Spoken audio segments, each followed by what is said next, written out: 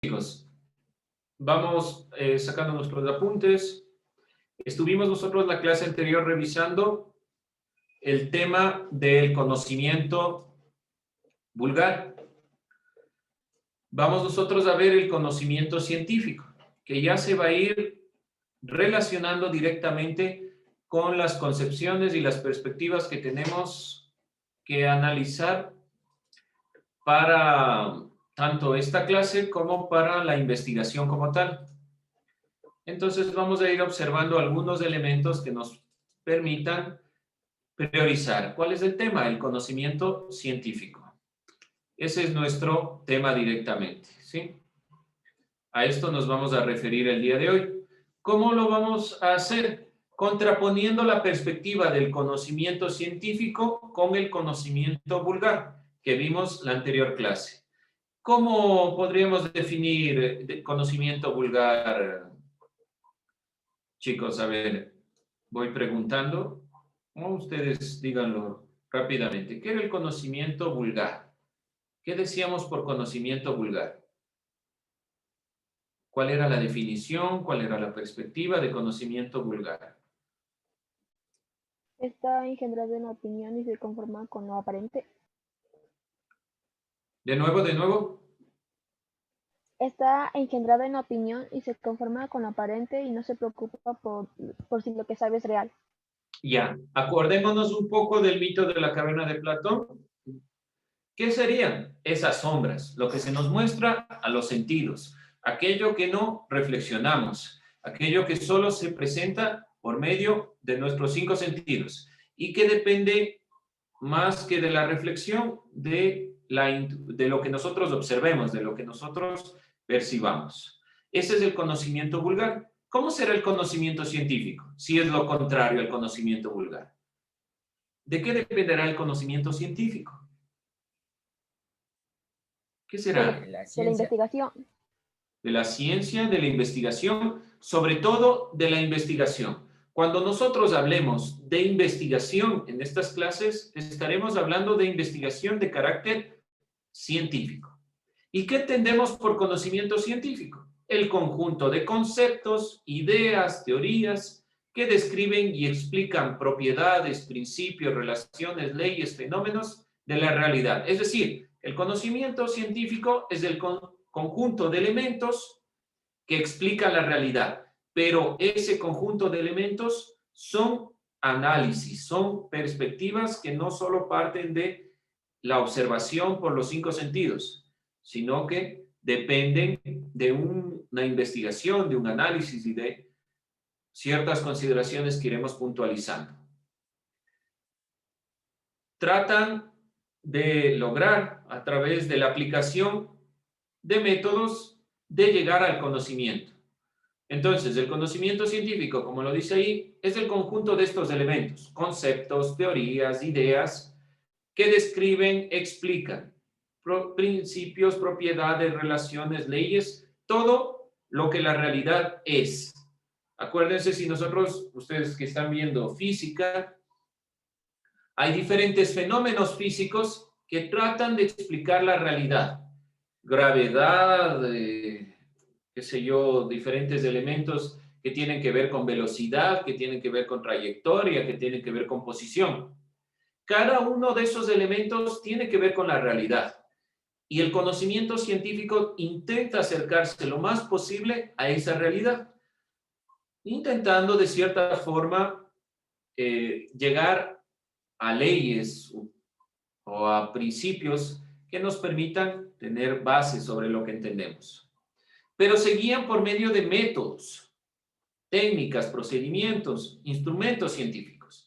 Existe un método que se llama el método científico que guía toda la perspectiva de cómo la ciencia hace ciencia. ¿Qué vamos a hacer nosotros? A ir organizando estos conceptos, lo que estamos nosotros observando aquí, para poder sacar las ideas. Ya les voy a explicar qué vamos a hacer para la siguiente clase, pero sobre todo me interesa que vayamos subrayando lo que vamos a hacer. ¿Qué me interesa que ustedes sepan? Si nosotros hablamos de conocimiento científico, que es el conjunto de conceptos, ideas, teorías, ¿qué es teoría? Esta palabra, subrayenla. Que describen y explican propiedades, principios, relaciones, leyes, fenómenos. ¿Qué son los fenómenos? Y procesos de la realidad, logrando a través de la aplicación de métodos. ¿Qué es método? Técnicas y procedimientos de instrumentos científicos. Estos elementos que les he puntualizado, lo vamos posteriormente para la siguiente clase a realizarlo en un cuadro. Ya les voy a poner cómo. Es importante y algo que nos debe quedar claro en todo tipo de investigación, ya sea una tesis, ya sea un ensayo, ya vamos a ir viendo poco a poco estos elementos que ustedes ya deben tener más o menos claro de las clases de lengua y literatura. Por lo menos algo, que es el ensayo, cómo se conforma un ensayo. Pero más allá de eso, cuando nosotros hacemos un trabajo investigativo, lo primero que debemos hacer es tener claro cada uno de los términos. Y los problemas que a veces tenemos, por ejemplo, cuando llegamos a la conclusión en un trabajo científico, en una investigación científica, es que no tenemos claro los términos y concluimos cosas que nunca se dijeron. Eso tiene que quedar claro. Por eso vamos a tratar de hacer este ejercicio que nos permita, por lo menos en esta definición, que es una definición amplia del conocimiento científico, comprender algunos de los conceptos que están detrás para ir entendiendo el conocimiento científico. Como les decía, el conocimiento científico tiene un método que se llama el método científico. ¿De qué consta el método científico? Y contraponiéndolo con el conocimiento vulgar. El conocimiento vulgar observa y puede llegar directamente a las conclusiones. Es decir, yo veo que es un marcador y con eso me quedo, nada más. No interesa más. Pero el método científico pasa de la observación a la investigación. Genera un proceso de comprender qué se ha dicho, qué se ha hecho sobre lo que vamos a generar, qué podemos investigar, qué podemos entender sobre ese elemento. Genera una hipótesis. ¿Qué es la hipótesis? Es una suposición o conjetura respecto del modo de darse la realidad. Es decir, es una idea que yo le doy sobre la realidad, es una perspectiva. Por ejemplo, ¿qué pasa en el caso de Isaac Newton? Cae la manzana, en su ejemplo, investiga cómo se da este proceso, genera una hipótesis. Debe haber un elemento o una fuerza que haya provocado que la manzana cayera. Genera un experimento, comienza a lanzar objetos. Se da cuenta que ciertos objetos viajan a una velocidad diferente dependiendo de la cantidad de masa que tengan. Analiza los datos, es decir, el resultado del experimento, y llega a una conclusión. Genera la teoría de la gravedad a partir de toda esta conformación de lo que es el método científico. No se olviden, entonces, la ciencia tiene su propio método y para poder llegar a conclusiones se necesita comprender directamente este método, esta visión, esta perspectiva de lo que es directo. Como estábamos nosotros observando la perspectiva de lo que es la visión y la perspectiva de el conocimiento vulgar, hemos nosotros aprendido algunas ideas de lo que es este conocimiento vulgar, que depende mucho de los sentidos. Y me agrada a mí siempre poner el ejemplo del mito de la caverna de Platón, donde sería el camino de la ciencia, el método científico, aquel que busca la luz, el busca el conocimiento, sale de la caverna. Aquel que se mantiene en la caverna es simplemente el que se guía por el conocimiento vulgar, el conocimiento de la experiencia sensible. Entonces, dentro de estas perspectivas, el método científico es fundamental. Vamos entonces a continuar viendo un ejemplo de esta perspectiva. Thomas Alva Edison, como yo les decía, la perspectiva del invento de la bombilla es uno de los ejemplos puntuales de cómo se hace ciencia bajo el método científico. ¿Qué nos dice Edison? Hizo 1000 experimentos para saber el filamento que llevaba luz, que funcionaba con la electricidad. Y para él no fue un fracaso tener 999 intentos fallidos, sino que fue la perspectiva para alcanzar el logro.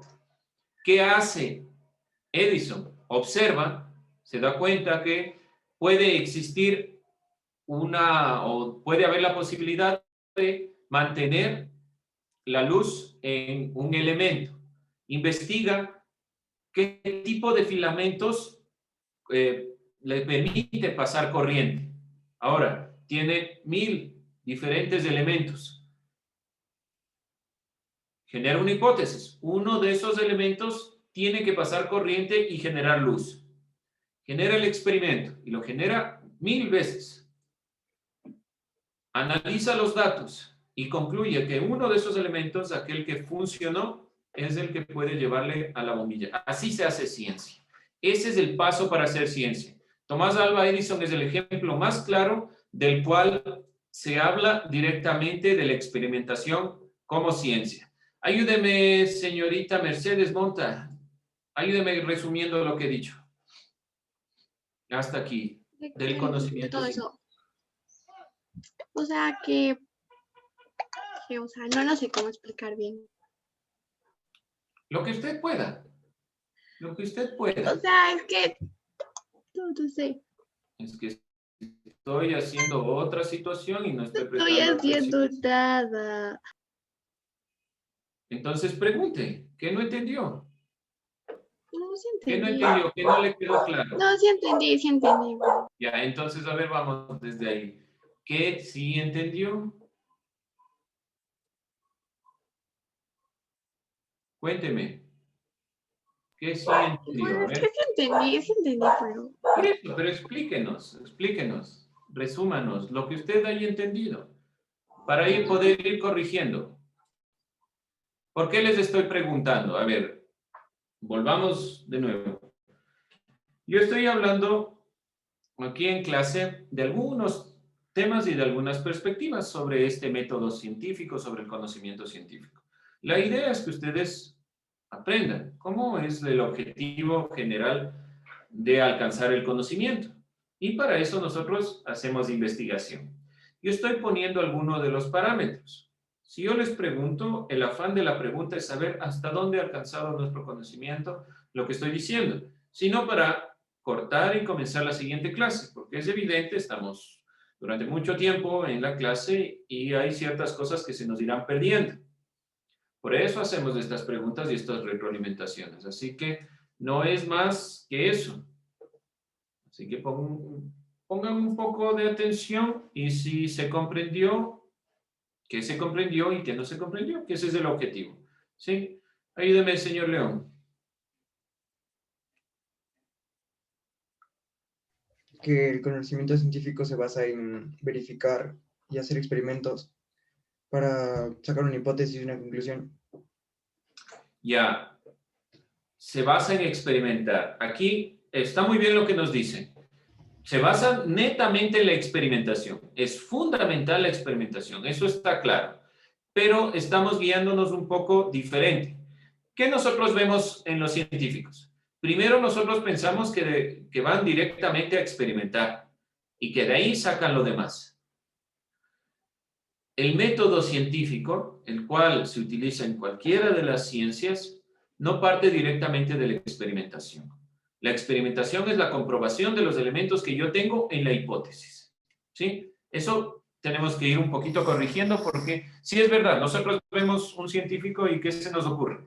Por ejemplo, en el caso de Tomás Alva Edison, que cogió todos los elementos que encontró y fue prueba, prueba, prueba. Sí hizo eso, pero antes debía tener una hipótesis. ¿Y cuál era la hipótesis de Tomás Alva Edison? Que existía un filamento, un metal que podía conducir la luz. Entonces, la ciencia no nace directamente de la experimentación.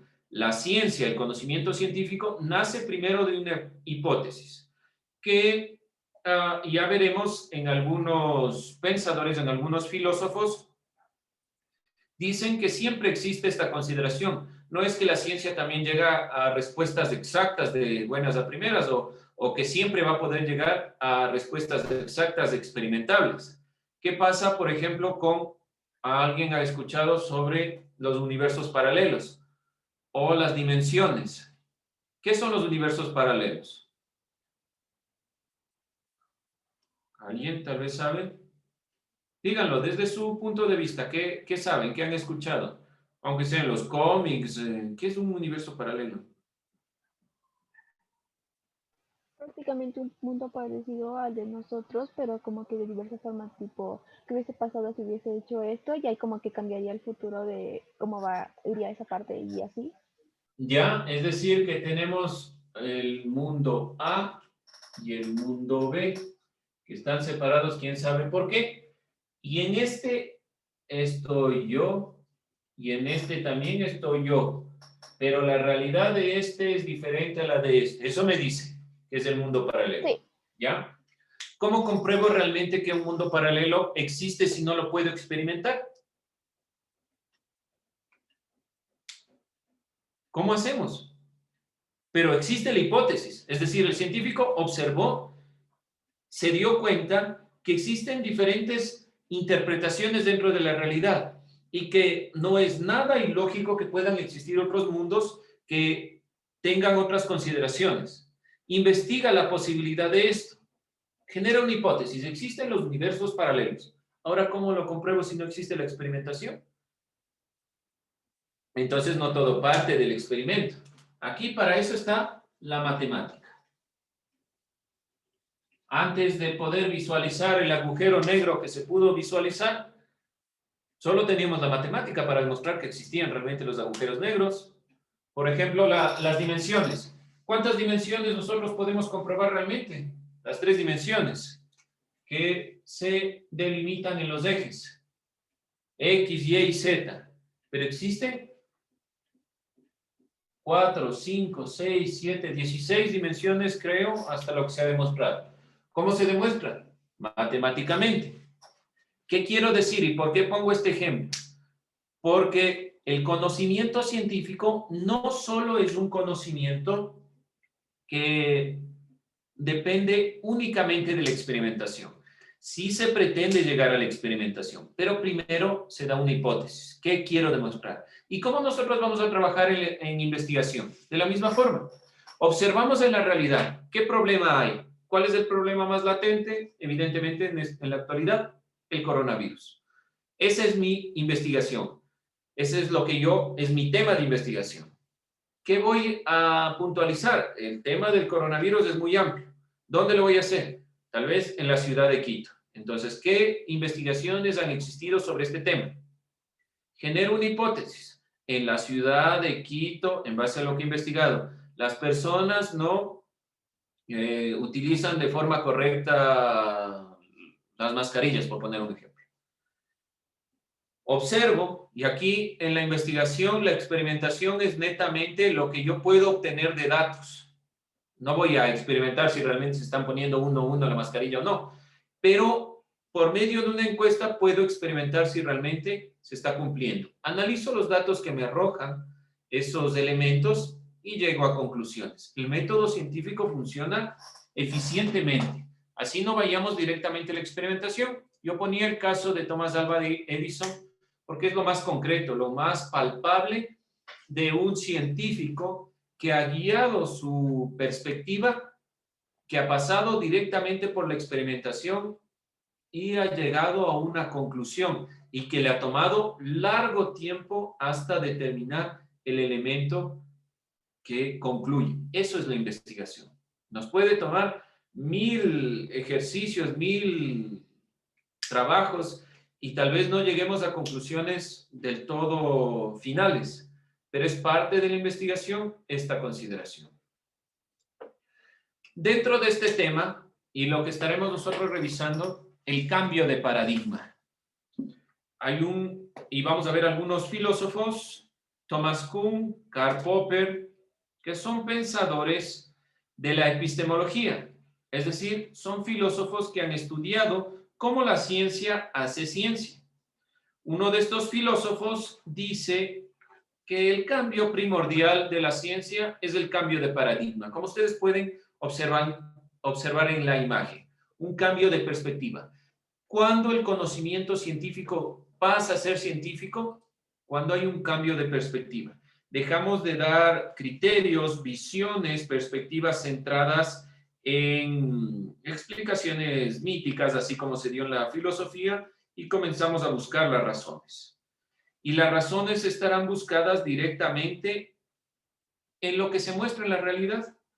La filosofía a veces ha tenido estos inconvenientes. Dice, no está en la realidad, los sentidos nos engañan, busquemos algo más, está fuera. Para la ciencia, no. ¿Dónde se encuentran las respuestas? Solo pueden estar en la realidad, no en otro lado. Entonces, la realidad nos muestra qué realmente es la ciencia. Y qué realmente es esta propia realidad. Hay una serie, entonces, posteriormente de teorías que se irán conformando a partir de esta consideración. Nos vamos a quedar con esto del cambio de paradigma para la siguiente clase, ir evaluando estos elementos. Les quiero mostrar lo que vamos nosotros a ir realizando. Por ejemplo, yo tengo aquí una serie de conceptos. Yo ya les he dado cuáles son los conceptos que deben evaluar. Por ejemplo, para paradigma he puesto 4 definiciones. Ustedes van a poner solo 2 definiciones de cada concepto que les dije, ¿sí? Solo 2 definiciones. Hacen un cuadrito, ponen 2 definiciones de cada concepto. Una definición puede ser la definición del diccionario, no hay inconveniente. Y otra definición tiene que estar buscada en otro sitio. No pueden ser las 2 definiciones que el diccionario me da. Como este ejemplo, ¿qué es paradigma? Una visión del mundo, una perspectiva general de la realidad. Y de ahí yo he sacado de Thomas Kuhn realizaciones científicas universalmente reconocidas que durante cierto tiempo proporcionan modelos de problemas y soluciones a una comunidad científica. ¿Qué quiero decir? Ustedes hacen 2 definiciones, pero no pueden ser las 2 definiciones del mismo texto. ¿Sí? Tienen que ser definiciones encontradas en otro sitio. Por favor, si nosotros encontramos en algún sitio, tenemos que intentar citar. Como ustedes puedan por ahora. Ya les voy a enseñar cómo se cita en Word, que es muy sencillo, con normas ZAPA de la actualidad. Pero por ahora, como ustedes puedan citar. De todos modos, las citas son sencillas de ingresar. Y aquí tenemos todas las posibilidades. Pero por ahora no hay problema. Quiero ver cómo están trabajando esto, cómo trabajan conceptos. Es muy importante ir haciendo esto. Por ejemplo, yo he hecho un trabajo de este estilo para poder comprender todos estos elementos y luego hacer un ensayo en base a estos temas. Cuando yo hice mi tesis de grado, para hacer mi tesis de grado, primero tuve que sacar una serie de conceptos que posteriormente se introdujeron para que el lector sepa a qué me refiero, porque no es lo mismo tomar en cuenta lo que es paradigma para una persona que para un científico, que para un filósofo, que para el diccionario de la Real Academia de la Lengua. ¿Sí? Es muy importante ir separando estos elementos y que a ustedes les pueda posteriormente servir. Con eso estaríamos entonces terminando esta clase. Si tienen